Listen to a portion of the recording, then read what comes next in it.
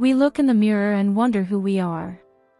We see our body, our physical self, and we know that this avatar will go. This body will turn into dust and it is temporary. So, what happens when we die?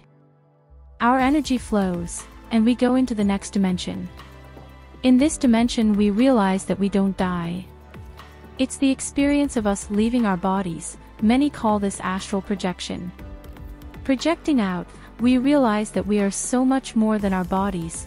We are souls, spirits, consciousnesses inside of a meat suit.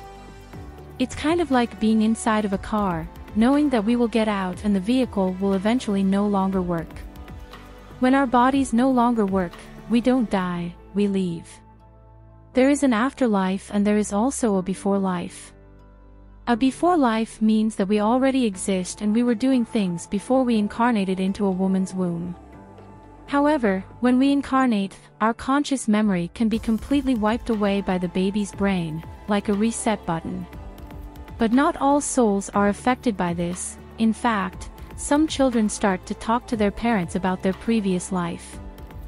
It's usually because they are very advanced spirits with a powerful consciousness.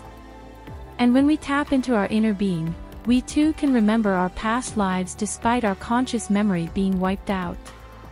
There are many things we can do when we go within ourselves. And there are many things we are already doing unintentionally.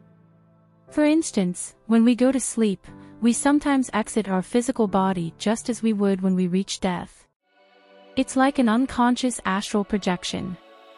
It even happens to animals, where they leave their body when they are sleeping and return when they wake up.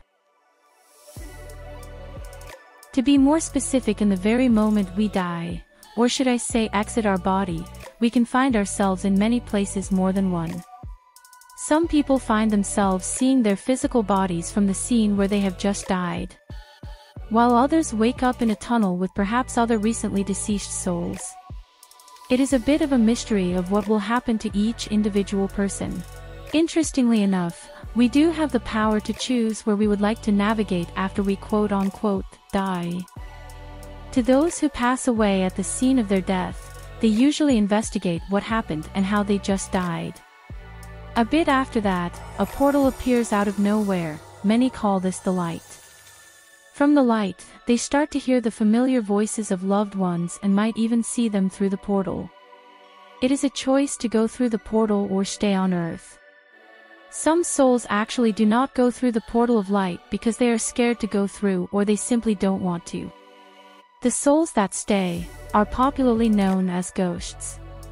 The ones that go through the portal of light will find a beautiful spiritual realm where souls gather. Loved ones are reunited here, which includes animals as well. The peaceful spiritual planes are known as heaven. Heaven appears in many forms. And there is more than one heaven in the afterlife. When you pass away, if you go through the portal to heaven, you can come back to Earth and see what it is like in spirit formation. Usually a spirit guide or angel will help and protect you as you explore. Because when the soul leaves the body, we can visit anywhere, rather it's the pyramids of Giza or the North Pole. We can even go see the Earth from outer space, visit the moon, or go to other galaxies. The only limit is our mind, as all is mental. Now here comes the trippy part: we don't have to wait until we die to have these experiences. Remember how I said we sometimes leave our bodies when we are sleeping? Well, we can actually train ourselves to leave willingly and then safely return into our physical body. This is a conscious astral projection.